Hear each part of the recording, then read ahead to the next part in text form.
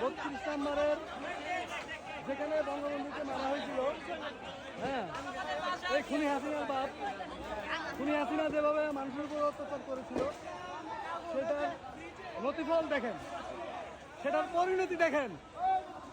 মানুষ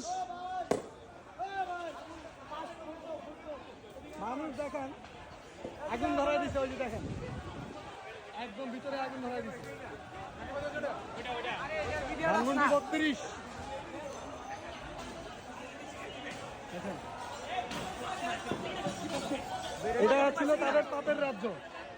এই পাপের রাজ্যে তারা বসে বসে পাপ করেছে দীর্ঘ 15 বছর। দেশটাকে পুরা লুটতরাজ করে হরিলুট করে ফেলেছে তারা। হরিলুটের মানে লুটতরাজ করে দেশটাকে শেষ করে দিয়েছে। এখন দেশ থেকে তারা সব কিছু নিয়ে পালাইছে।